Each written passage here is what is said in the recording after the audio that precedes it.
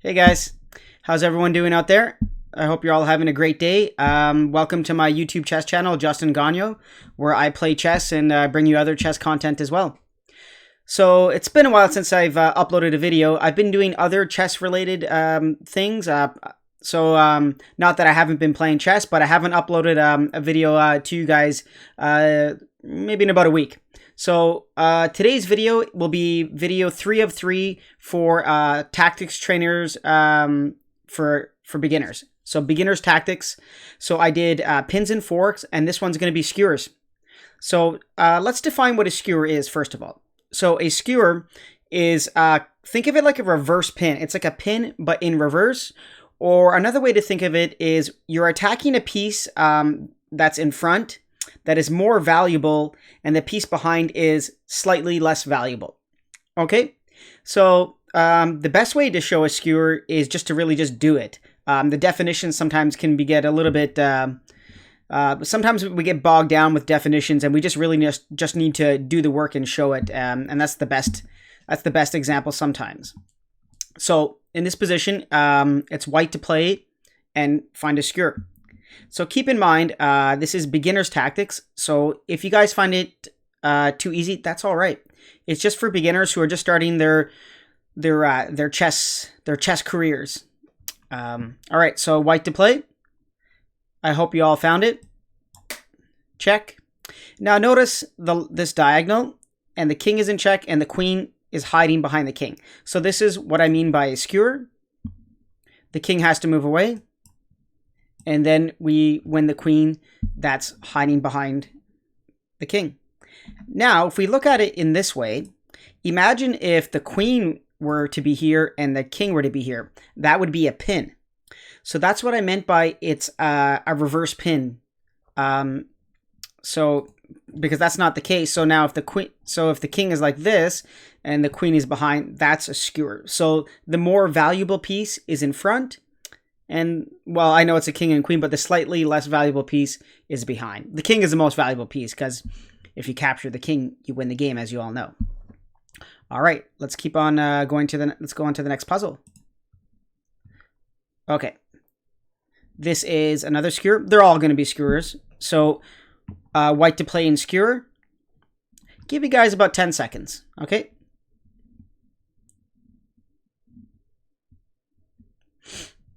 Let me know what you guys find. All right. Time's up, guys. White to play with the skewer.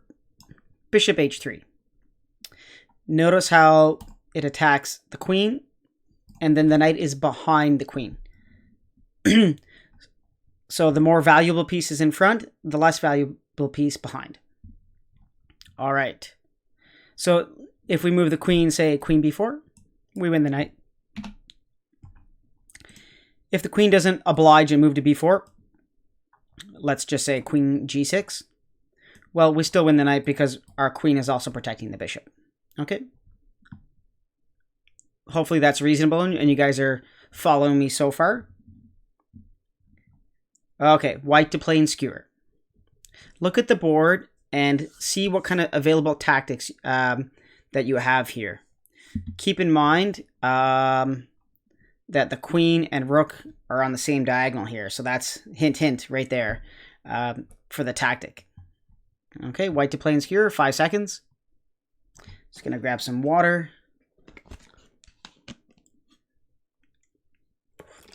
It's been a long day for me, guys. I'm not sure about you. Let me know how your day has been.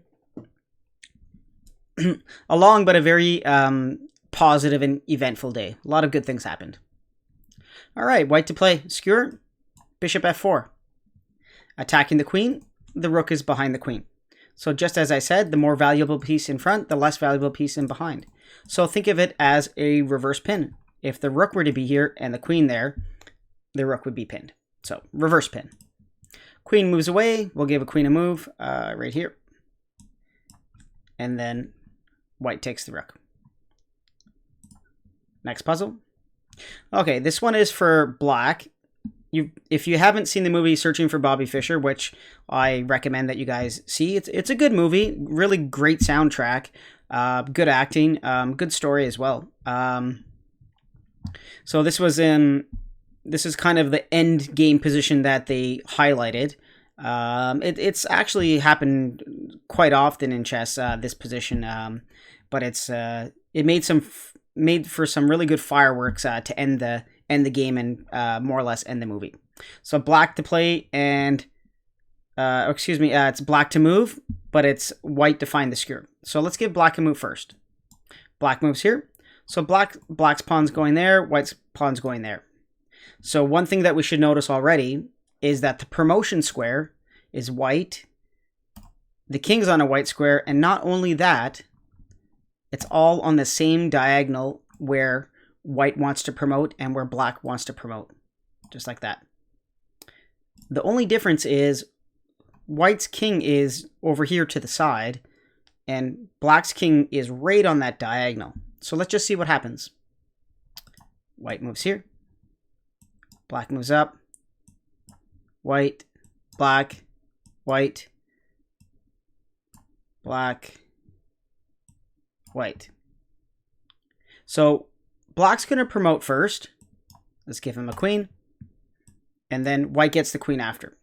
So even though black promotes first, because of this beautiful skewer here, the king has to move out of the way, and then we win the queen. King moves out of the way, and we win the queen.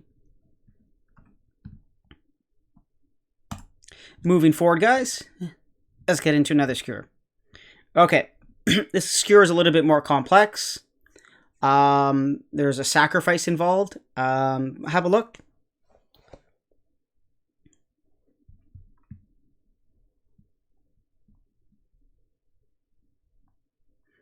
Okay, I think that's enough time, guys. Did you all find rook takes e6? Temporarily sacrificing our rook. Black takes back. Did you guys all see the skewer? It's not bishop here, not bishop here. Right here, bishop f5. Attacking the queen, the more valuable piece in front, the less valuable piece in the back, the rook. Queen moves away. White chops off the rook. Okay. Next puzzle, guys. Another very famous skewer puzzle. Give you guys 10 seconds for this puzzle, okay? I'll try to give you guys all about 10 seconds for each puzzle to solve it on your own. Remember, at any point, if you're struggling with it or you're having difficulties, just pause the video and take your time. There's really no rush in chess when you're trying to develop yourself as a player. Take as much time as you need.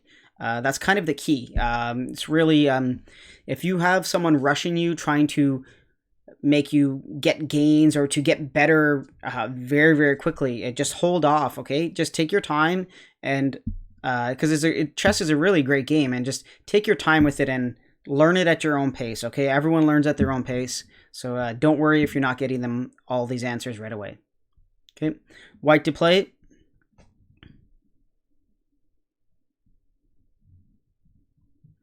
I should mention white's pawns are going up. Okay, ready for the solution? All right, so it involves a tricky rook move. Rook h8. And black chops off this pawn. Rook h7 check. Skewering king and rook. King moves out. King takes the pawn.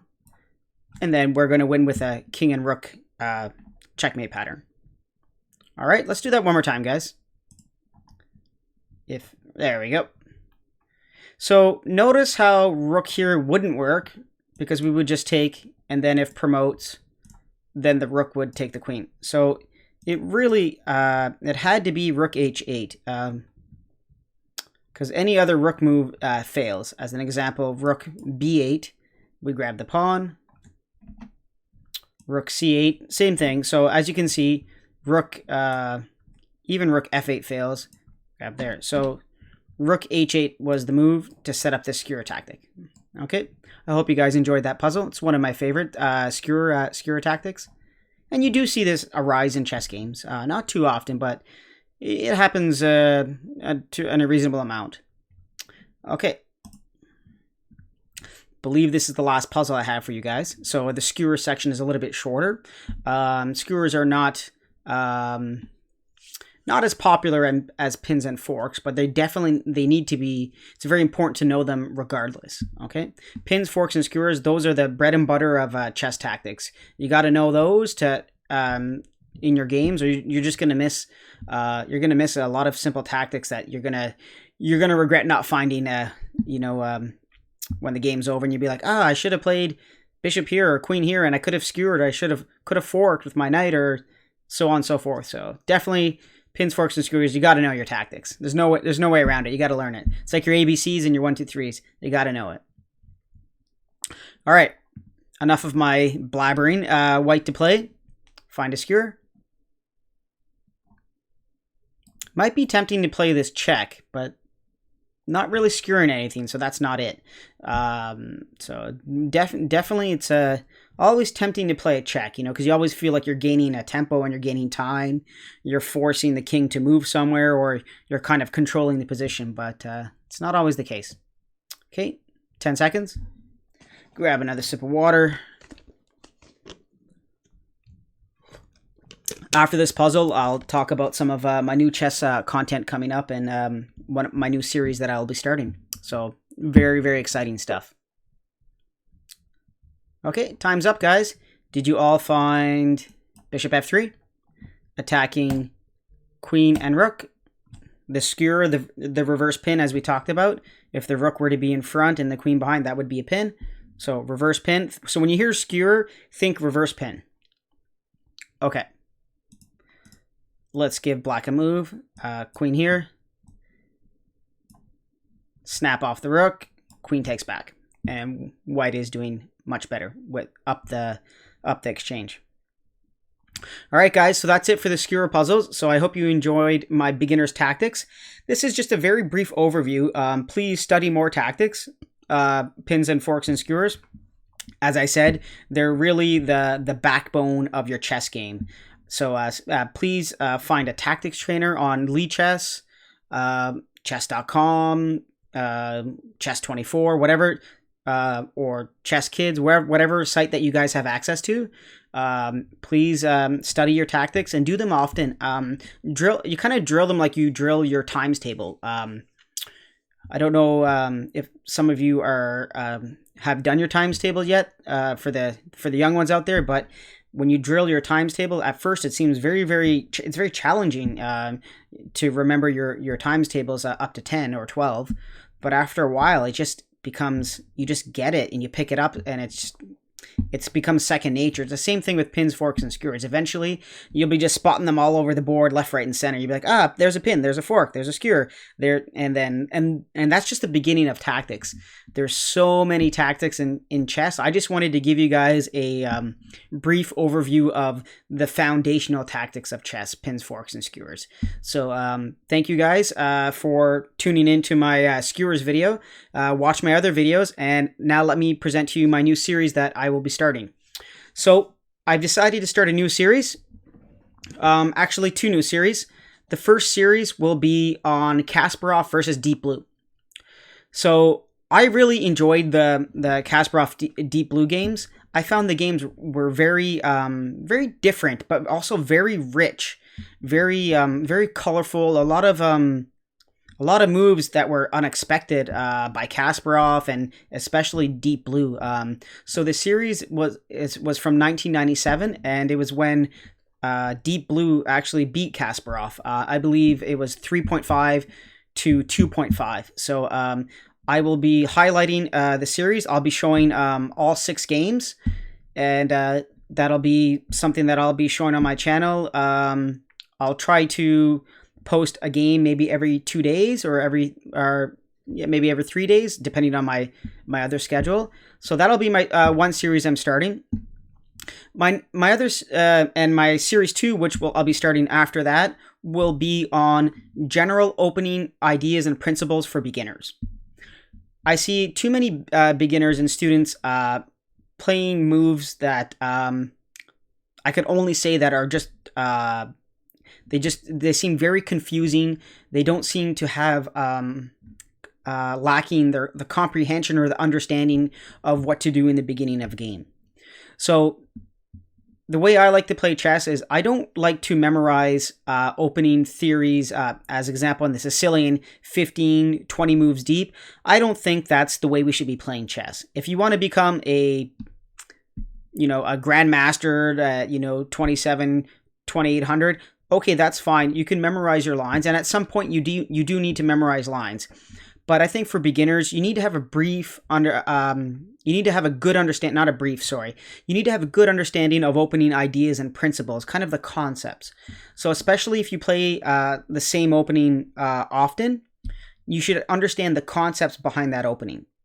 So that's kind of my second series that will happen after Kasparov versus Deep Blue. I just wanted to let you know about the two things going on. And in between, I will also be playing Puzzle Rush and playing chess on Lichess against other players. So if you haven't already, please add me to the friends list on lichess.org, just my name, and then we can play some chess. So thank you guys all for tuning in, and I hope you all have a great day. Take care now. Bye-bye.